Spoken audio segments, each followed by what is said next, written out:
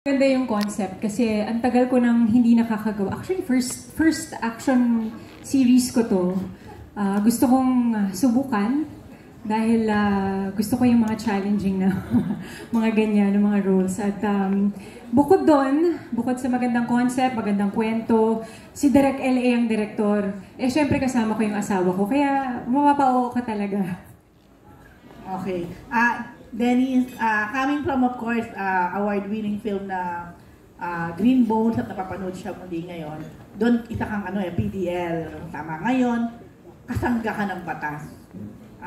May preparation pa ba para sa isang Dennis Trillo? O wala na? Meron po. Kailangan po yun dahil syempre po, ang nire-represent namin dito ay yung buong kapulisan. So kailangan maayos yung maipakita namin. Bago po kami sumabak sa mga tapings, nag-training po kami ng pag-handle ng firearms, yung shooting, at yung mga kailangan gawin para mas maging makatotohanan yung pagganap namin bilang mga alagad ng batas. So medyo extra careful ka kayo dyan? Like, baka mamaya masaktan? Opo, syempre dito po sa programa namin talaga nagre-require ng kailangan malakas yung pangangatawan mo. So kaming dalawa, minamabuti namin na maging healthy at fit at dinagdagan namin yung mga workouts namin para hindi kami mabigla at hindi ma-injure, lalo na yung pinaka-importante sa mga ginagawa namin. Okay, bilang mag-asawa, of course, hanggang dikit naman talaga kayo, for real. Pero ano lang yung mga bagay o mga pagkakataon na pwede nyo sabihin, hindi kami pwedeng maging hanggang dikit dito? Mga bagay na hindi pwedeng maging sanggang dikit? Ano ba?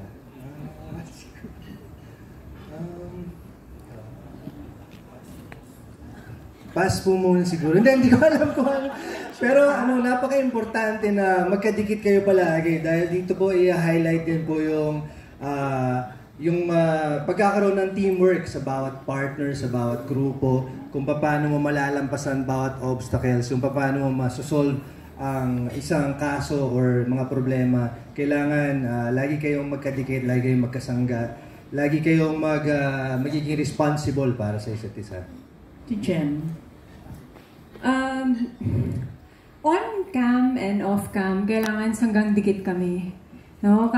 Sa trabaho, kung paano namin gagawin yung mga eksena, off-cam, pag may problema, kailangan sanggang dikit pa rin. Wala kaming choice. No?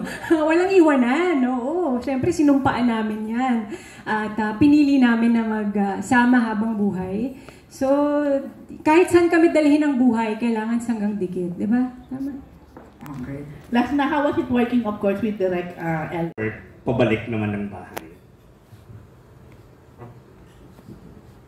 Paano ba? Siguro pag mahal mo yung isa't isa kahit na kahit gaano kayo katagal magkasama, kahit magkasama kayo sa trabaho, magkasama kayo sa bahay, kung talagang gusto mo talaga siyang makasama, parang parang alam mo yun, pag andun yung pagmamahal, parang never ka magsasawa eh. Kasi lalo na pag lagi kayong gumagawa ng mga bagong bagay, laging may mga exciting na ginagawa. And feeling ko kailangan, importante pa rin yung meron kayong time para sa isa't isa. Nasa trabaho man o hindi, dapat huwag niyong kakalimutan na meron kayong oras para mag-date paminsan-minsan, lumabas for a quick getaway or ano man. So,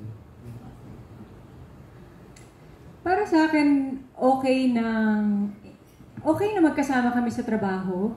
Na kasi clingy ako eh. Hindi, medyo, kasi pag sa bahay, iba yun. Nasa bahay kami bilang mga magulang, mag-asawa. Pagdating sa set, mga artista kami. Hindi namin, kumbaga, kahit na nag-aaway kami or may problema kami na dala-dala, hindi pwedeng makita sa set. Kailangan gawin niyo yung mga trabaho niyo muna. Pagdating sa bahay, sa kanya pag-usapan. Yun. So, ganun yung namin. Ganun kami magtrabaho at ganun kami bilang tao. Kasi, ang hirap eh. Pagka dinala mo yung problema mo sa set, maapektuhan yung trabaho, yung buong set, bibigyan mo pa ng problema. So, ganun lang. Parang masaya naman na magkasama kami. Hindi naman sa sinasabing, hindi okay na palagi kami magkasama, magkakasawaan. Hindi, masaya nga eh. Kasi lagi kayong magkasama, kahit sa trabaho. Tsaka laging may ginagawang bago sa trabaho man o sa personal na buhay. Tsaka maganda yung hindi na kami nahihiyang sabihin sa isa't isa yung pwede mo tong gawin. O kaya parang hindi okay yung ginawa mo. Parang dapat ganito, yung gano'n. Kasi pag mag-asawa na kayo, hindi na nakakailang eh. So merong mga ano bang term lang? Parang hindi criticism. Yun, at least madali yung nasasabi sa isa't isa. Nung hindi nyo nasasaktan yung 'di ba? Hindi katulad ng pag iba or co-artist mo sabihan mo ng ganito, parang medyo 'di ba, nakakahiya or nakaka-off ganyan. Kami parang okay kasi si Dennis parang naging acting coach na rin, 'di ba? Parang gano'n. So swerte na rin. Okay. And then yung next question ko is, was it a conscious effort from your end na yung balik series nyo is ganitong genre yung gusto nyo sanang gawin? Parang maganda rin na ganito talaga yung gagawin namin next. Kasi ito yung genre or isang klaseng series na hindi pa talaga namin nagagawa. Yun yung medyo ma-action, may light drama. Super Twins pa yung huling action na ginawa namin. Siyempre gusto rin namin magpasalamat sa aming fight director. Nandiyan siya ngayon, si Michael Roy Hernandez. Oo. Yung mga nakita niyong fights dito, siya lahat nag-choreograph noon, siya lahat gumawa noon. Tsaka napaka-ingat sa amin, napaka-alaga. Okay ka lang, gano'n. Pag kaya, hindi. Pag kaya, sabihin mo. Pag hindi kaya. Kay Jazz, yung kasama rin namin yung nagdo-double sa akin. Pagka hindi na talaga, pag may cartwheel, ganyan. Split, ganyan. Hindi na kaya. Si Jazz na yun. Thank you, Jazz. Okay, thank you. Kahit anong genre mo lagay, magfa-fly yan. Pero, ang lamang kasi nila is, hindi sila natatakot mag-experiment dun sa iba't ibang genre. Ako, nanonood ako ng mga TikToks nila. Tapos, may tama yung strength nila na mga pangiti ka. Alam mo yan, sila yung mga type ng videos na gusto mong panoorin pag-gising mo kasi ngingiti ka. So, pag in-incorporate mo yun sa action, parang babalik tayo dun sa mga, kung familiar kayo dun sa mga action nung mga 90s, na masaya panoorin, hindi siya yung action na nakaka-stress. Yung action na pagkatapos may problema ka rin. Ganun. Sila, kaya nilang gawing magaan yung mga. So, tingin talaga namin, swak na swak sa genre, si Dennis tsaka si Jen. Plus, mas nahirapan pa kami sa kissing scene nitong dalawa eh. Kailangan pa alam sa manager kung pwede sila mag-kiss eh. So, pero, magkasama na sila sa bahay and yet hindi nila nakakalimutan pag-usapan yung mga eksena kung paano nila gagawin. Ganun ka-professional itong mga to. Tapos, kung alam ko, nire-require lang namin lagi may double. Pero kung pwedeng sila yung gumawa, hindi nila hahayaang iba yung gumawa. Kami na yung umaawat sa kanila. So, yung ganun, ang sarap katrabaho ng ganun eh. Lalo na sa ganitong genre. Na yun yung hinahanap mo eh. Hindi tayo pwede na takot-takot yan. Kaya thankful talaga kami na tinanggap nila yung project. Kevin, kaya walang trabaho ngayon. Yun nga, walang trabaho yung mga double.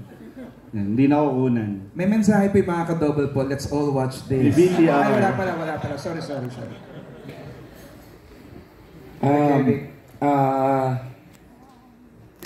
Aabangan ng tao bago po kasi. Ang dami na rin po natin nagawa mga actions na mga series and movies. Ano po yung nakikita natin? Maangas, pogi, magaling sa fighting stance, babae, sexy, pero solo-solo. Ito bago, dalawa sila. And in real life, talagang sila po. Ang cute pa pag nakikita natin sila sa social media. So, yung mga tao, iba ang tingin nila sa kanila pagka social media. Iba rin pag napanood nila itong sanggandingin.